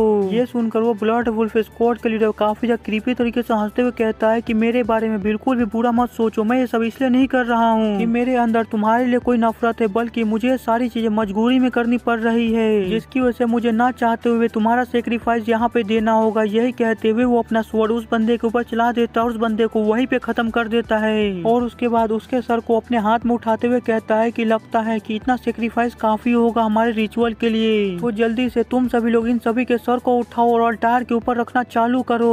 ये सुनकर वो सभी लोग यस सर बोल के सभी सर को उठा के अल्टार के ऊपर रखना चालू कर देता है। और उसके बाद वो कहता है कि जबकि सारी तैयारी हो गई है तो अब समय है कि हमें हमारे रिचुअल को चालू करना चाहिए। वो ऐसा जैसे ही कहता है उसे पीछे से आवाज आती है कि देखने से लगता है कि मैं यहाँ पे आने में लेट नहीं हुआ हूँ। अचानक से इस आवाज को जैसे वो सुनता है जल्दी से वो पीछे मुड़ के देखता है तो वो देखता है कि अंधेरे में से सनवू वहाँ से बाहर आ रहा होता है, जिसे देख के वहाँ पे जितने भी लोग होते हैं वो काफी हैरान हो जाते हैं। वो काफी हैरान होते हुए कहते हैं ये तो वेगाबॉन्ड है, लेकिन आखिरकार ये कमीना उन सभी मॉन्स्टर से जिंदा बच के यहाँ पे कैसे आ पाया। अगर आप सभी लोगों को वेगाबॉन्ड के बारे में नहीं पता है तो मैं आप सभी लोगों को वेगाबॉन्ड के बारे में बता दूं कि वेगाबॉन्ड वो लोग होते हैं जो अकेले मिशन पूरा किया करते हैं और अगर उन्हें पार्टी के अंदर जाना हो तो किसी भी पार्टी को ज्वाइन करके मिशन पूरा करने चले जाते हैं। उनकी खुद की कोई भी पार्टी नहीं होती है। आगे ब्लड वुल्फ स्क्वाड का लीडर सनवू की तरफ बढ़ते हुए कहता है कि दोस्त मुझे लगता है कि तुम्हें यहाँ पे कोई मिसअंडरस्टैंडिंग हो गई है इस सिचुएशन को देख के। मैं तुम्हें एक्सप्लेन करता हूँ कि आखिरकार यहाँ पे क्या हुआ था। जब हम वहाँ से कुछ वेगाबॉन्ड्स को उठा के लाए हुए होते हैं, उनकी जान बचाए हुए होते हैं, तो उसके बाद हम सभी लोग धीरे धीरे करके और भी केव के अंदर आने लगे होते हैं। तो तभी हमारा सामना फिर से कुछ मॉन्स्टर के साथ होता है और उन मॉन्स्टर के साथ हमारी फाइट काफी खतरनाक रही और आखिर में भले हम उन सभी मॉन्स्टर को मारने में कामयाब रहे, लेकिन मरने से पहले उन सभी मॉन्स्टर ने इन सभी वेगाबॉन्ड को मार दिया। अगर ये सभी लोग मरे गए थे तो हमने सोचा कि क्यों न इनका सेक्रीफाइस दे दिया जाए। इसकी वजह से हमने सभी वेगाबॉन्ड्स का सर इस अल्टार के ऊपर रखा है। मुझे लगता है कि अब तुम्हारी मिसअंडरस्टैंडिंग दूर हो गई होगी ब्रदर। ऐसे ही बोलते बोलते वो सनवू के काफी करीब पहुंच जाता है और उसके बाद जल्दी से अपनी स्वॉर्ड को बाहर निकाल लेता है और सनवू के ऊपर एक सरप्राइज अटैक कर देता है। और अटैक करते हुए सनवू से कहता है कि तुम कमीने, तुम भले उन सभी मॉन्स्टर को मार गए, यहाँ पे जिंदा बच के आ पाए हो,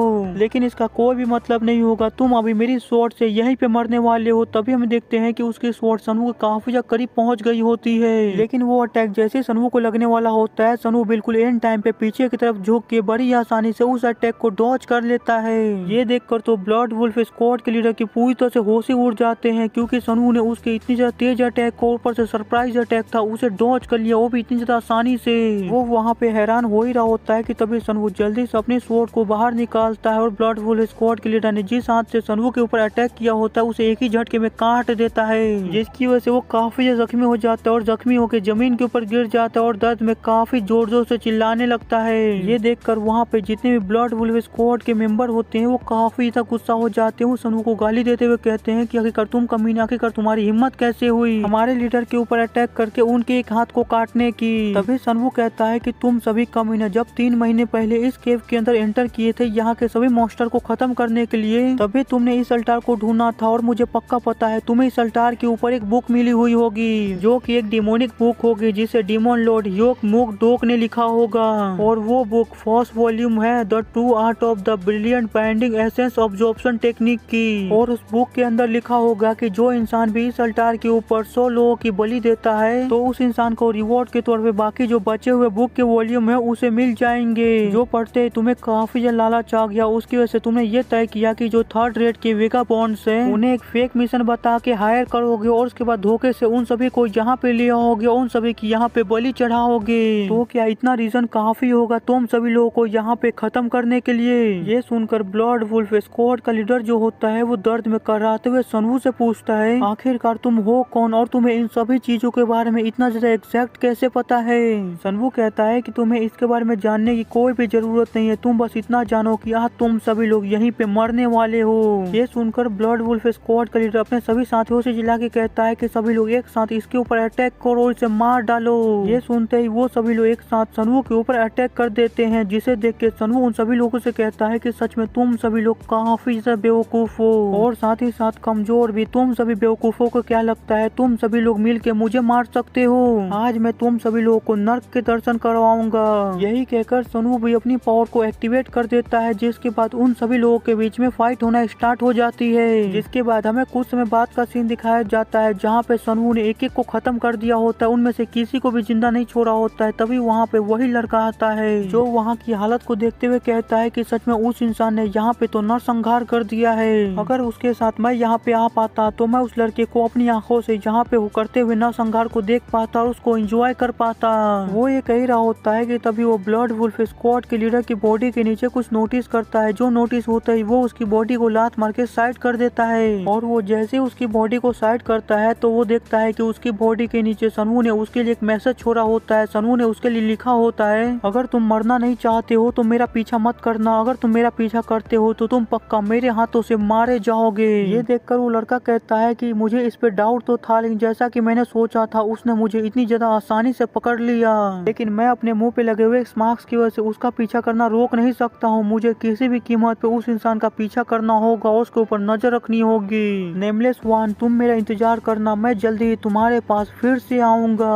हमें एक स्केलेटन को दिखाया जाता है जिसके चारों तरफ काफी ज्यादा पैसा और सोना होता है और वहीं पे कोई पर्सन कह रहा होता है कि आखिरकार गुगवान अभी तक क्यों नहीं आया, हम काफी लंबे समय से उसका इंतजार कर रहे हैं, लेकिन अभी तक तो उसे आ जाना चाहिए था, लेकिन आखिरकार वो इतना ज्यादा लेट क्यों कर रहा है। तभी हमें दिखाया जाता है वहाँ पे उस स्केलेटन के सामने काफी सारे लोग इकट्ठा होते हैं और उन सभी लोगों में वहाँ पे वो पर्सन भी होता है जिसने सनवू को अपनी ब्लड वुल्फ स्क्वाड के अंदर ज्वाइन होने का ऑफर दिया था। आगे उसके साइड में खड़ा पर्सन कहता है कहीं उसका सामना मॉन्स्टर के हाथों तो नहीं हो गया, कहीं वो उनके हाथों मारा तो नहीं गया ना। ये सुनकर वो ब्लड वुल्फ स्क्वाड वाला पर्सन कहता है कि नहीं, वो इतना भी ज्यादा कमजोर नहीं है कि वो उन मॉन्स्टर के हाथों मारा जाए और true art of the brilliant binding essence observation technique को सीखने के बाद तो और नहीं, उसके बाद तो वो बिल्कुल भी नहीं मर सकता है। ये सुनकर वो दूसरा पर्सन कहता है कि हाँ तुम बिल्कुल सही कह रहे हो, लेकिन पता नहीं क्यों मुझे कुछ ज्यादा अजीब फीलिंग आ रही है। तभी हमें इस पर्सन के बारे में बताया जाता है, ये पर्सन ब्लड असेसिन गा चू योंग होता है। ये सुनकर वो ब्लड वुल्फ स्क्वाड वाला पर्सन हंसते हुए कहता है आखिरकार वो आए या ना इससे क्या फर्क पड़ता है, अगर वो मारा भी जाता है तो हमें इससे कोई भी नुकसान नहीं होगा, क्योंकि हम यहाँ पे जो चीज को ऑब्टेन करने के लिए आए हैं हमने उसे ऑब्टेन कर लिया है। The true art of the brilliant binding essence of Jason की बची हुई वॉल्यूम। वो असिसियन भी हंसते हुए कहता है कि हाँ तुम बिल्कुल सही कह रहे हो, अगर वो नहीं भी आता है तो हमें इससे कोई भी मतलब नहीं होगा, और जबकि हमें ये बची हुई वॉल्यूम मिल गई है तो लगता है कि हम इसकी मदद से अब असेंडेंट लेवल तक रीच कर सकते हैं। वो ब्लड वुल्फ वाला पर्सन कहता है कि हाँ तुम बिल्कुल सही कह रहे हो, सच में ये टेक्निक काफी ज्यादा पावरफुल है, इसकी मदद से हम असेंडेंट लेवल पे बड़ी आसानी से जा सकते हैं। अरे हाँ, यहाँ पे एक और इम्पोर्टेंट चीज है जो मुझे ग्योंग नीम के यहाँ से आने से पहले खत्म करनी होगी। वो असेसियन भी हंसते हुए कहता है कि हाँ मुझे पता है कि आखिरकार तुम क्या सोच रहे हो, मुझे अच्छी तरह से पता है कि तुम क्या करने का ट्राई करने वाले हो। अभी यहाँ पे तुम चाहते हो कि तुम उन सभी बेवकूफों को खत्म कर दो ताकि यहाँ पे जितना भी खजाना है तुम्हें उन सभी के साथ ना बांटना पड़े, तो मैं उन सभी लोगों को तुम्हारे ऊपर छोड़ता हूँ, तुम जो चाहे उन लोगों के साथ कर सकते हो, मैं बिल्कुल भी बीच में नहीं आऊंगा।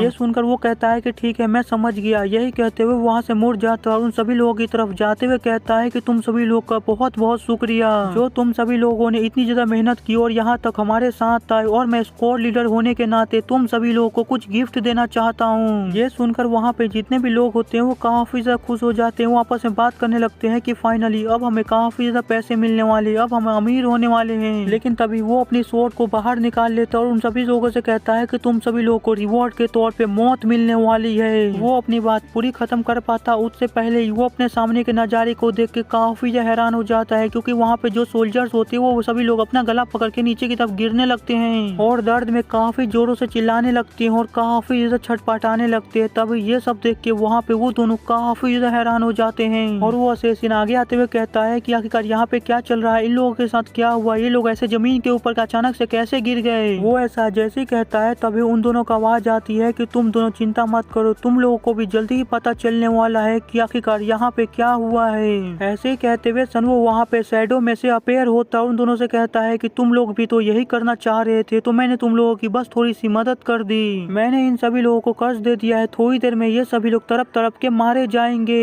तुम दोनों ने जो प्लान बनाया था उसमें कुछ भी चेंजेस नहीं हुए, सिर्फ एक चीज को छोड़ के तुम दोनों ने सोचा था कि तुम दोनों इन लोगों को मार के अकेले इन सभी खजानों को हड़प लोगे, लेकिन अब तुम दोनों भी इनके साथ यहीं पे मरोगे। सनवू को वहाँ पे देख के वो ब्लड वुल्फ स्क्वाड वाला पर्सन काफी हैरान हो जाता है। वो हैरान होते हुए कहता है कि क्या तुम वही पर्सन हो जिसे मैंने रिक्रूट किया था, आखिरकार तुम कमीने तुम यहाँ पे क्या कर रहे हो, मैंने तो तुम्हें गोंग नीम के साथ भेजा था, लेकिन आखिरकार तुम यहाँ पे क्या कर रहे हो। ऐसा जैसे कहता है उसे कुछ रियलाइज होता है, जिसे रियलाइज होते ही वो कहता है कि 1 मिनट रुको, जबकि तुम यहाँ पे अकेले आए हो तो कहीं तुमने उसे मार तो नहीं दिया, आखिरकार तुमने कमीने उसके साथ क्या किया, मुझे जल्दी से सारी बातें बताओ। सनवू कहता है तुम काफी उतावले हो रहे हो ये जानने के लिए कि आखिरकार मैंने उसके साथ क्या किया, तो तुम चिंता मत करो, तुम्हें जल्दी ही पता चल जाएगा कि आखिरकार मैंने उस पर्सन के साथ क्या किया। ये सुनकर वो असियन सनवू के ऊपर चिल्लाते हुए कहता है कि तुम कमीने, तुम चारों तरफ से लोगों के साथ घिरे हुए हो, फिर भी तुम इस तरह यहाँ पे ऐसी बातें कर रहे हो। लेकिन सनवू उसकी बातों पे कोई भी ध्यान नहीं देता। आगे वो उस स्केलेटन को देखते हुए कहता है कि ये स्केलेटन डीमन लॉर्ड की बॉडी है, सच में ये काफी ज्यादा इंटरेस्टिंग है। जिसके बाद सनवू अपनी पावर को रिलीज करते हुए कहता है कि जबकि तुमने यहाँ पे मुझे काफी ज्यादा इंटरेस्टिंग चीज दिखाई है, तो मेरा भी फर्ज बनता है कि मैं भी तुम्हें रिटर्न के तौर पे काफी ज्यादा इंटरेस्टिंग चीज दिखाऊं। लेकिन वहीं पे जो असियन लीडर होता है ये देखता है कि सनवू उसको काफी ज्यादा गंदा इग्नोर कर रहा है, तो उसकी वजह से उसे काफी ज्यादा गुस्सा आ जाता है। तो उसके बाद उसकी तरफ के जितने भी सोल्जर्स होते हैं उन सभी को वो कमांड देते हुए कहता है कि जल्दी से इस कमीने के ऊपर अटैक करो, इसे बहुत ही बुरी तरह से मार डालो यहीं पे।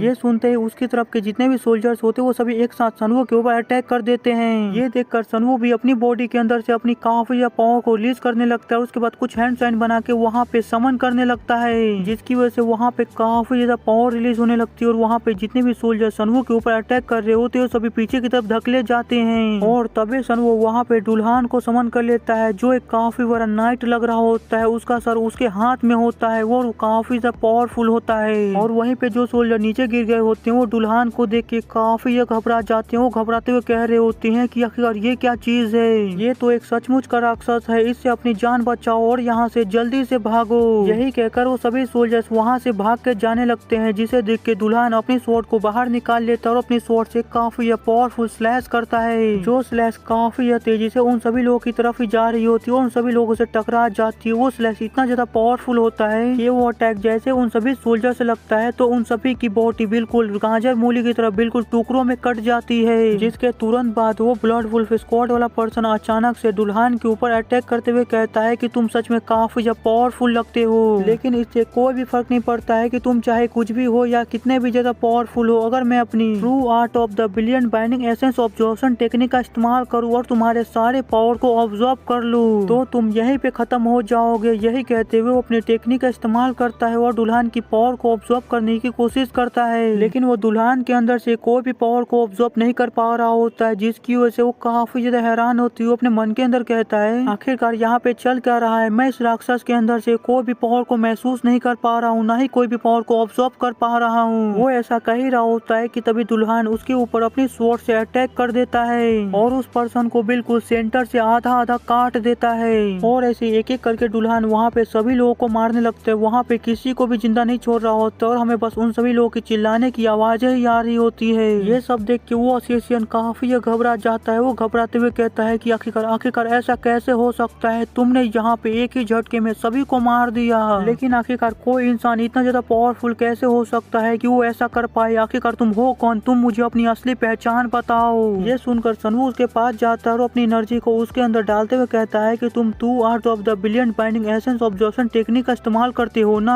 तो चलो आज मैं तुम्हें इनफाइनाइट एनर्जी को प्रोवाइड करूंगा और तब तक वेट करूंगा जब तक तुम इस एनर्जी को ऑब्जर्व करते करते फट न जाओ और मारे न जाओ। यही कहकर सनवू उसको अपनी काफी एनर्जी ऑब्जर्व करने के लिए देने लगता है, जिसकी वजह से उस असियन को काफी प्रॉब्लम होने लगती है और बस कुछ ही समय में वो असियन एनर्जी ज्यादा ऑब्जर्व करने की वजह से फट के मारा जाता है। और ये ऑब्वियस सी बात है कि हमें उस असियन को फटते हुए नहीं दिखाया जाता है, क्योंकि ये सच में काफी ब्रूटल हो जाता है। फिर हमें अगले सीन में अगले दिन का सीन दिखाया जाता है, जहाँ पे सनू फिर से उसी होटल में वापस आ गया होता है जहाँ पे उसने उस मिशन को एक्सेप्ट किया था। जिसके बाद वो उस टकले को सारी बातें बता रहा होता है कि ब्लड वुल्फ स्क्वाड का जो लीडर था वो डिमोनिक आर्ट का प्रैक्टिशनर था, जिसने वेगाबॉन्ड्स को हायर किया ताकि वो उन सभी लोगों का सेक्रीफाइस दे के डिमोनिक आर्ट को सीख सके और उसे मास्टर कर सके। और इस बाल्टी के अंदर ब्लड वुल्फ स्क्वाड के लीडर का सर है, जो मैं सबूत के तौर पे यहाँ पे लेके आया हूँ। वो टकला कहता है तो ब्लड वुल्फ स्क्वाड का लीडर जो था वो डिमोनिक आर्ट का प्रैक्टिशनर था। तभी मैं सोचूं कि अचानक से जो वेगाबॉन्ड्स थे वो अचानक से कहाँ गायब होने लगे, तो यही कमीने हैं जो वेगाबॉन्ड्स को धोखे से ले जाके उन सभी लोगों का सेक्रीफाइस कर रहे थे। सनवू कहता है कि हाँ, और तुम चिंता मत करो, मैंने ब्लड वुल्फ स्क्वाड के हर एक मेंबर को मार दिया, मैंने उसे पूरी तरह से वाइप आउट कर दिया, उनमें से कोई भी जिंदा नहीं है। और रही बात उस केव के डीमंस की, तो मैंने उसे भी पूरी तरह से खत्म कर दिया, उस केव में अब कोई भी डीमन नहीं बचा है। तो चलो, जबकि मैंने तुम्हें सारी चीजें बता दी है तो मैं यहाँ से जाता हूँ, और हाँ, मेरे रैंक की जो रीएडजस्टमेंट है वो मैं तुम्हारे ऊपर छोड़ता हूँ। और वहीं पे जो टकला बंदा होता है वो काफी हैरान हो रहा होता है। वो अपने मन के अंदर कहता है कि उस समय मुझे ये रियलाइज हुआ कि वेगाबॉन्ड किंग के अलावा कोई ऐसा पर्सन है जो वेगाबॉन्ड्स में सबसे ज्यादा पावरफुल हो सकता है और अपने आप को पूरी दुनिया में क्लेम कर सकता है। और ये है the first appearance ghost face.